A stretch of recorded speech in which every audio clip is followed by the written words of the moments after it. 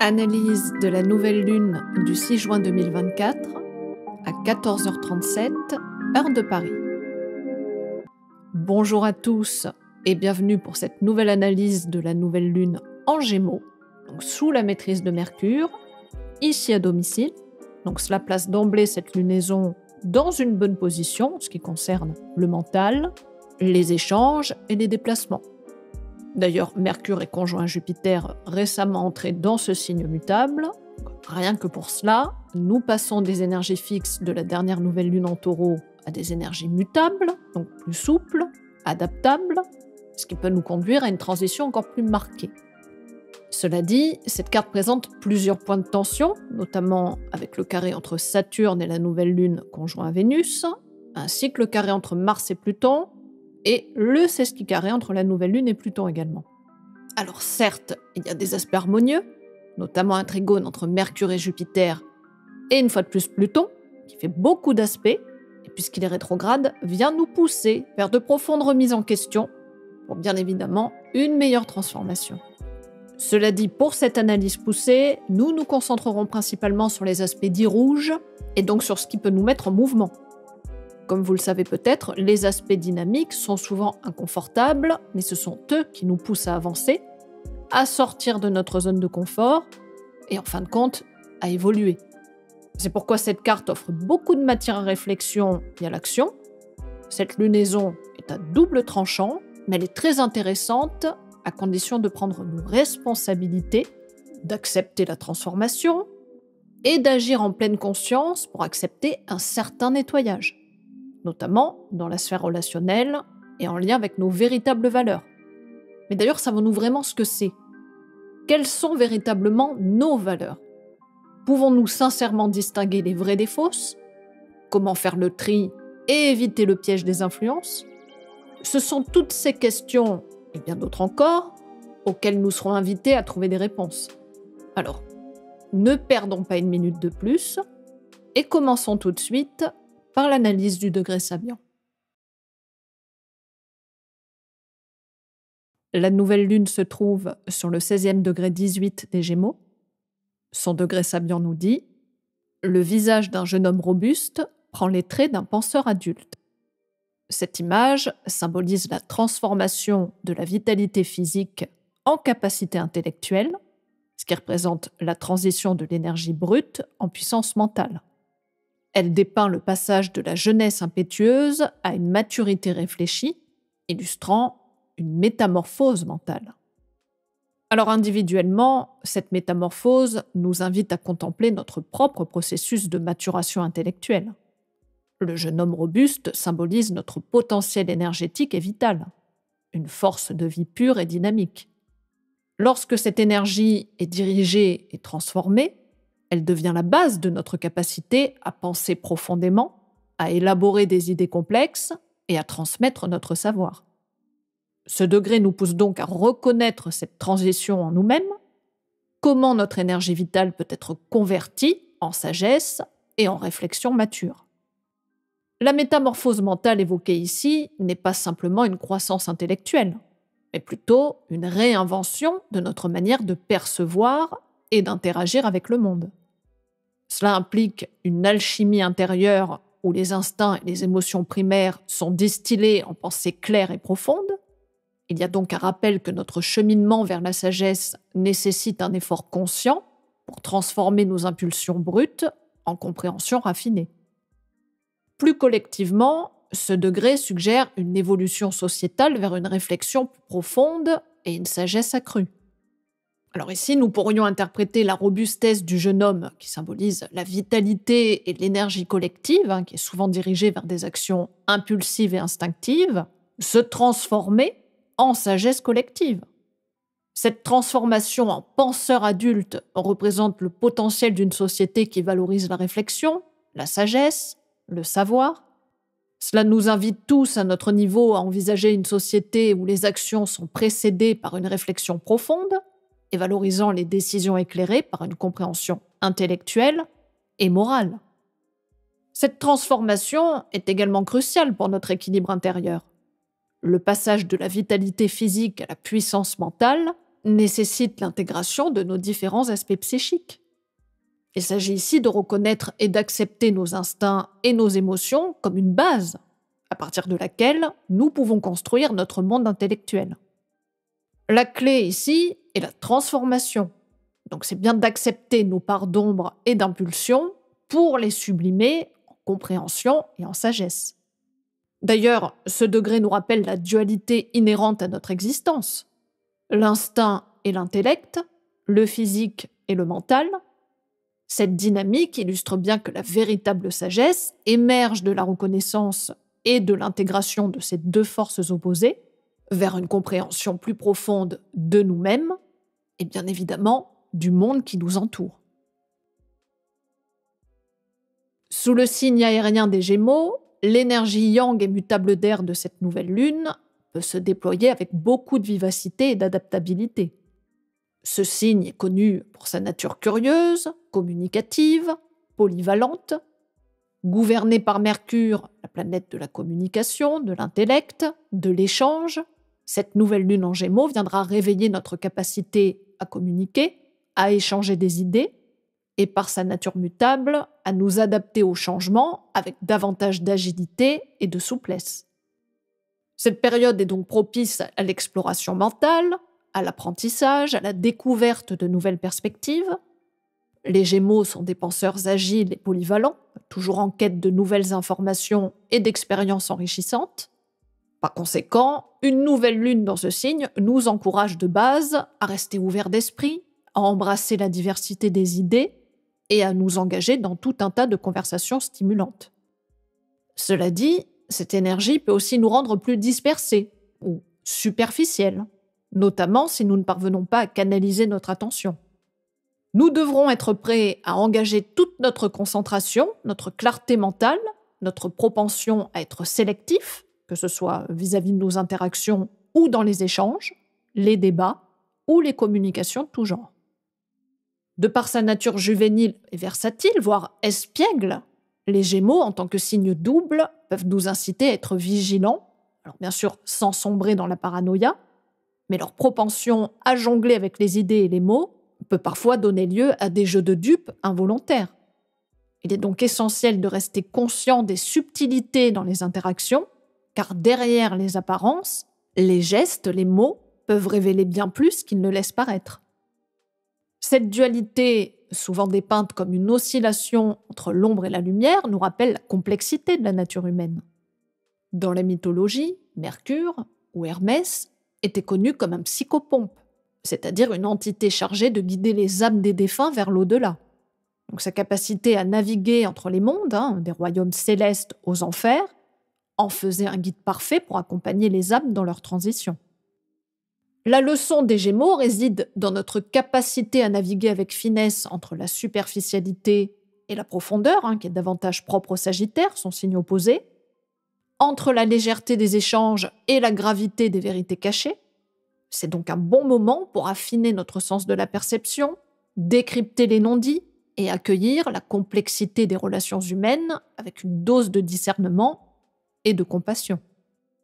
En somme, cette nouvelle lune nous encourage à explorer toutes les nuances de la communication, et pour cela, cette dernière ne pourra pas le faire toute seule. Encore faut-il que le reste du ciel soit disponible pour aller dans ce sens, avec son appui comme ses défis, et c'est ce que nous allons regarder de plus près dès à présent.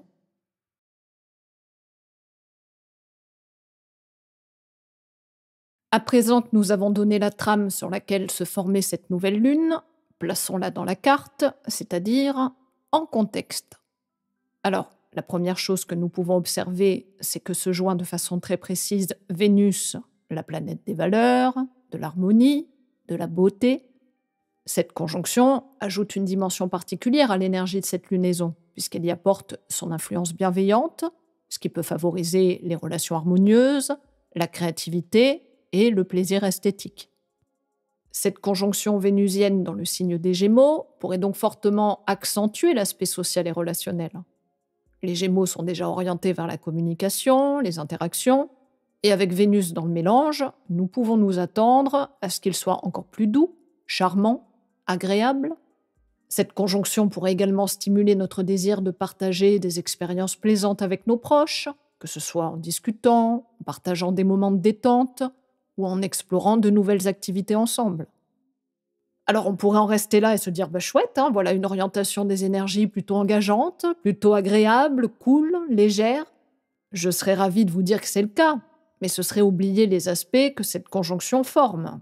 Et non pas des moindres, avec Saturne et Pluton rétrograde. Donc même si cette nouvelle lune tendait à germer dans un terreau plutôt sympa de base, elle sera également soumise à des circonstances extérieures la poussant vers des défis et des tensions qui vont nécessiter une prise de responsabilité avec Saturne et une remise en question avec Pluton rétrograde.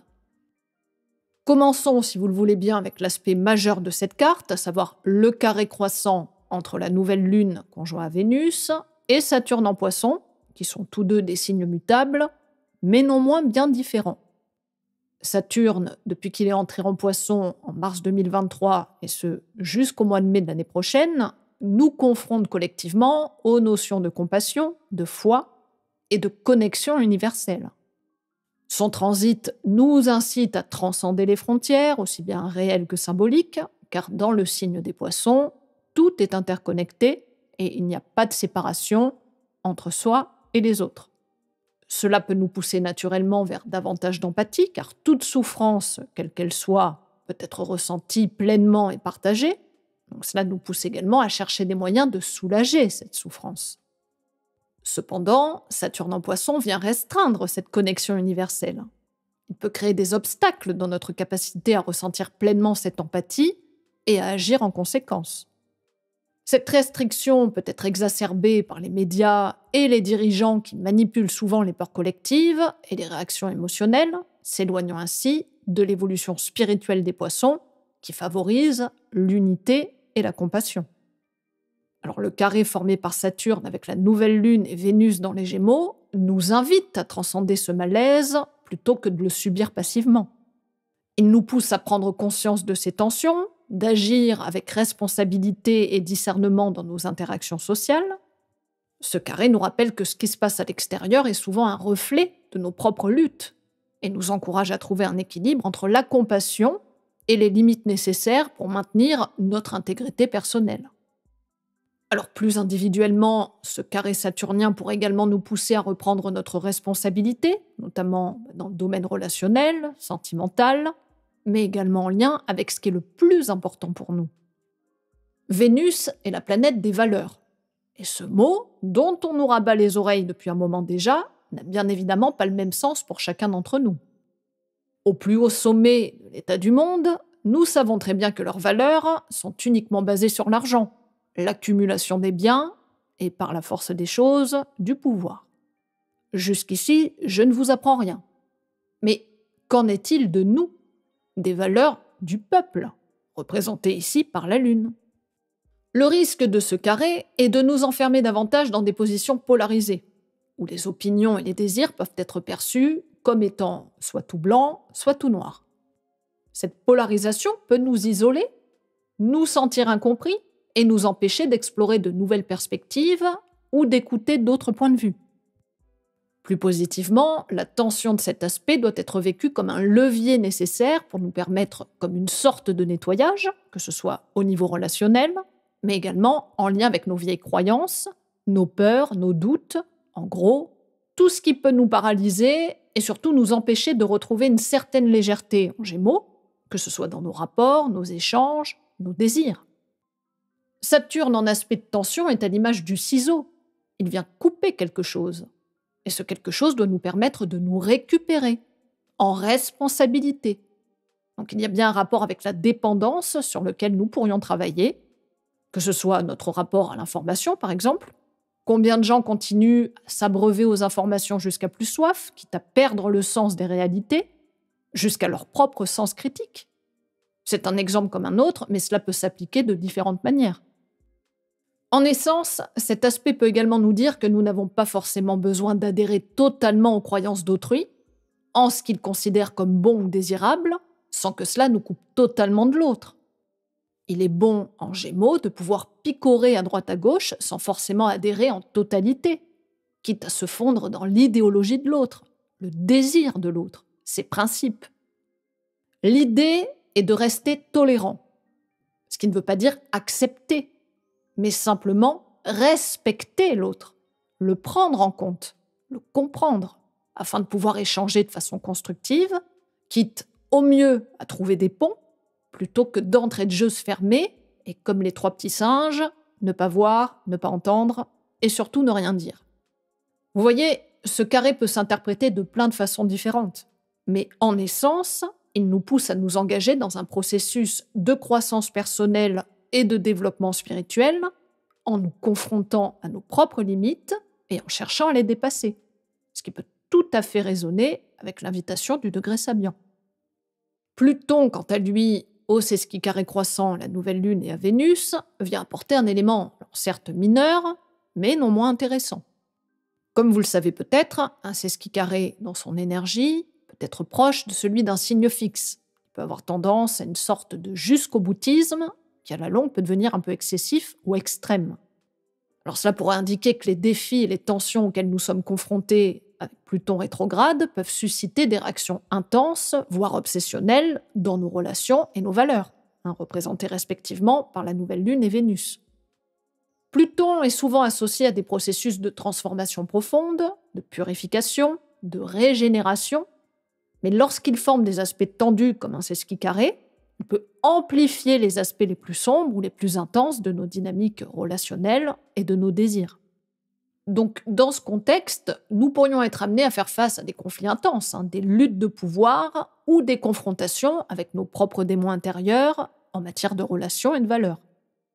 Le sesqui carré de Pluton rétrograde en Verseau pourrait également mettre en lumière les tensions entre le besoin d'indépendance et le désir de connexion au sein de nos relations. Le Verseau, en tant que signe associé à l'individualité, à l'innovation, à la liberté, peut être en conflit avec les énergies plutoniennes qui cherchent à approfondir les liens émotionnels et explorer les profondeurs psychologiques. Ainsi, cet aspect doit positivement nous pousser à réévaluer nos relations d'un point de vue plus authentique, à remettre en question les structures de pouvoir ou les dynamiques de contrôle qui pourraient entraver notre capacité à nous connecter véritablement avec autrui. Il pourrait aussi nous encourager à explorer de nouvelles façons de comprendre, de vivre nos valeurs en relation avec la communauté et la société dans son ensemble. Il y a donc bien en essence cette invitation de transformation mentale suggérée par le degré Sabian, qui avec Pluton rétrograde doit nous libérer de schémas obsolètes, ou à des attachements émotionnels qui nous retiennent encore, pour étreindre, et non étouffer, un sentiment plus authentique de liberté et d'expression individuelle au sein de nos relations et de nos valeurs.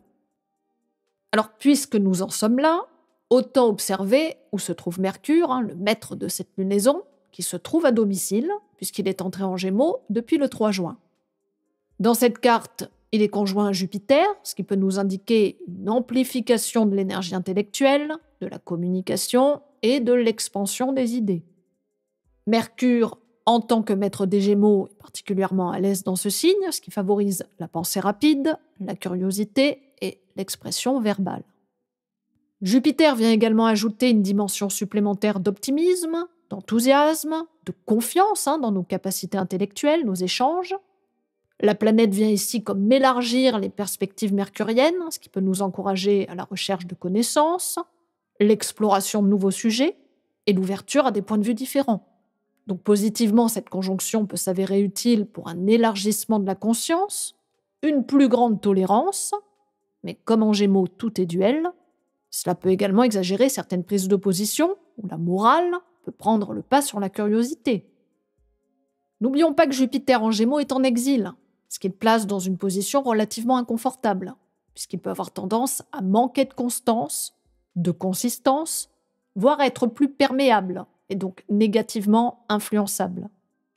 Et puisque ce dernier est également maître de Saturne au carré de cette nouvelle lune, Jupiter pourrait agir comme un amplificateur de ces tensions, exacerbant les conflits potentiels entre l'expansion et la restriction, l'optimisme et le pessimisme, la confiance et le doute.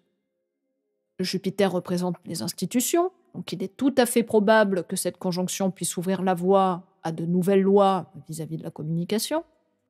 Les tentatives pour censurer les réseaux, Je pense à TikTok en Nouvelle-Calédonie, mais également à la censure de plus en plus présente, notamment sur certains sujets, qui même sur des plateformes telles que celles où nous sommes, il est de plus en plus difficile de pouvoir s'exprimer librement, au risque de se faire ban, démonétiser, voire tout simplement se faire restreindre ses vues. Donc tout ceci peut planer dans l'air de manière plus vivace, notamment dans un climat de préélection qui à chaque fois alimente ces tentatives propagandaires. Il y a un fort risque d'exagération sur lequel je vous invite à ne pas sombrer, que ce soit d'un côté comme de l'autre. Collectivement, il est tout à fait possible que ces configurations puissent se traduire par une intensification des discours avec des promesses exagérées, des attaques virulentes et une polarisation accrue entre les différents camps. Il sera donc essentiel pour chacun d'entre nous de rester critique, de rechercher des informations fiables et de prendre du recul par rapport aux discours exagérés ou démagogiques. Dans ce climat, il serait intéressant d'observer à présent un autre aspect de tension sur lequel nous devrons également garder toute notre attention, à savoir le carré croissant entre Mars en toute fin du Bélier et Pluton rétrograde. Alors certes, c'est un carré dissocié, mais tout de même, ces énergies pourraient venir accentuer les tensions déjà très présentes dans le ciel. Comme vous le savez, Mars en Bélier est particulièrement fort et impulsif, prêt à se lancer tête baissée dans l'action. Cependant, avec ce carré à Pluton, cette énergie peut être canalisée de manière intense et parfois destructrice. Pluton rétrograde, en tant que force de transformation profonde, peut remuer les passions les plus sombres et les désirs refoulés. Ensemble, cet aspect peut susciter des conflits de pouvoir, des luttes de domination, des confrontations explosives. Il peut également révéler des désirs cachés, des motivations secrètes et des frustrations refoulées, ce qui pourrait conduire à des actions impulsives et potentiellement destructrices. Donc dans ce contexte, il pourrait se manifester par une escalade des tensions, avec des affrontements plus agressifs et des manœuvres de pouvoir plus sournoises. Il pourrait également mettre en lumière les luttes internes au sein des partis politiques, avec des factions rivales se disputant le contrôle et l'influence. Plus individuellement, cet aspect doit positivement nous aider à prendre conscience de nos désirs profonds et de nos motivations cachées. Cela doit nous permettre de les explorer pour les comprendre mieux. Donc il peut également nous encourager à reconnaître les dynamiques de pouvoir dans toutes nos relations, ce qui peut nous donner l'opportunité de les aborder de manière constructive et équilibrée. Il est crucial, dans ce climat astrologique chargé, de rester très conscient de tout ça et de faire preuve de discernement, que ce soit dans nos actions comme dans nos prises de parole. Nous ne pourrons pas faire l'impasse sur la canalisation de l'énergie martiale de manière constructive en évitant les confrontations inutiles et surtout en cherchant des solutions pacifiques aux conflits. Alors bien sûr, tout ça sera beaucoup plus facile à dire qu'à faire, mais il sera essentiel de cultiver la patience, la compréhension et la diplomatie pour éviter quelque chose de terriblement destructeur. De plus, nous pouvons voir que Neptune, en Poisson, se trouve à l'opposition de la Lune noire. Donc c'est un aspect complexe, subtil, mais il implique des forces symboliques et inconscientes qui peuvent toujours influencer nos perceptions collectives et une part de nos émotions très profonde. Alors si nous utilisons les maîtrises de chacun des deux, nous serions peut-être plus à même d'en décrypter le message essentiel. Alors comme vous le voyez dans cette configuration, Mercure est le maître de la Lune noire en Vierge, qui est conjoint à Jupiter en Gémeaux.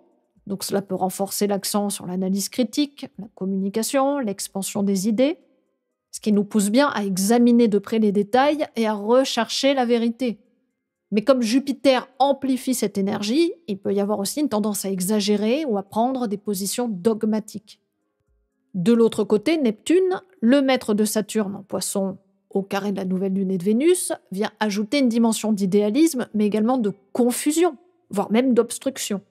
Donc cette influence peut nous amener à faire face à des défis dans notre compréhension des réalités collectives et être confrontés à des illusions ou à des idéaux irréalistes. Cette opposition pourrait ainsi mettre en lumière les tensions entre la clarté intellectuelle et la perception intuitive, ainsi qu'entre la recherche de vérité et les idéaux illusoires. Donc là encore, cet aspect doit positivement nous inviter à naviguer avec discernement à travers toutes les nuances de nos perceptions, la façon dont nous pouvons les mettre en mots, les échanger tout en restant très conscient des influences subtiles qui façonnent nos émotions et nos pensées. C'est donc une nouvelle lune bien différente de la dernière en Taureau, celle-ci étant à mon sens bien plus engageante d'un point de vue intellectuel, mais également sensible. Nous devons faire preuve de responsabilité. Pour le coup, nous ne pouvons pas cette fois-ci nous cacher derrière le masque de la légèreté si nous n'avons pas au préalable fait ce travail conscient de dissection, que ce soit de nos propres perceptions, tout comme de l'exploration de toutes les nuances de nos idées. Alors cela peut être un travail passionnant, amusant même, à condition de garder à l'esprit la nécessité de rester ancré dans la réalité et de surtout ne pas se laisser bercer par tout ce que nous entendrons au dehors. Alors pour conclure cette analyse, l'alignement de la date de cette nouvelle lune avec la lame du jugement dans le tarot de Marseille vient nous offrir une invitation à la réflexion profonde et une fois de plus à la transformation. Le jugement symbolise un réveil, un moment où nous sommes appelés à sortir, que nous le voulions ou non, de notre sommeil et à prendre conscience de notre véritable potentiel. Il y a bien un véritable appel à l'action, à la réévaluation de nos choix et à l'acceptation de notre responsabilité dans nos vies. Ce qui, là encore, colle parfaitement avec les invitations célestes que nous venons de voir. Nous devons ainsi nous tenir prêts à faire face à nos vérités intérieures, à écouter notre petite voix et à agir en accord avec nos valeurs les plus authentiques, les plus justes, donc le nettoyage est plus que nécessaire. D'ailleurs, nous pouvons voir que sur cette lame, les 3 personnages sont nus, comme pour symboliser ce dépouillement, autant intellectuel que moral. Il peut aussi nous dire en substance que nous n'avons pas à craindre de nous montrer tels que nous sommes, de dire ou d'entendre la vérité dans ce qu'elle est, c'est-à-dire dans son plus simple appareil. Donc ici, la superficialité ou les artifices sont à bannir au profit d'une plus grande simplicité, et je dirais même de l'acceptation totale de nos soi-disant vulnérabilités, qui, bien assumées, peuvent se révéler une force inégalable, notamment face aux mensonges et aux faux-semblants. Cette carte nous encourage aussi à embrasser le processus de transformation avec courage et ouverture d'esprit. C'est le moment de nous libérer des fardeaux du passé et de nous ouvrir à de nouvelles possibilités et à de nouvelles façons de vivre. Nous n'avons donc rien à craindre de cette période, au contraire, comme pour tout, il faut juste savoir comment potentialiser les énergies en présence pour agir avec plutôt que contre. Sachons reconnaître que la transformation peut nous sembler intimidante, mais que dans le fond, elle est surtout porteuse de grandes opportunités d'épanouissement et de renouveau. Alors, adoptons une attitude d'ouverture d'esprit, de courage, de résilience, et nous pourrons tirer le meilleur parti de cette période de transition et de croissance. Et nous voilà arrivés à la fin de cette analyse qui, j'espère, vous sera profitable, ne serait-ce que pour vous aider à mieux vous positionner et au pire, vous avoir fait passer un moment agréable. N'hésitez pas bien sûr à me faire part de vos retours. D'avance, merci. Permettez-moi de vous souhaiter une lunaison stimulante et pleine de sagesse.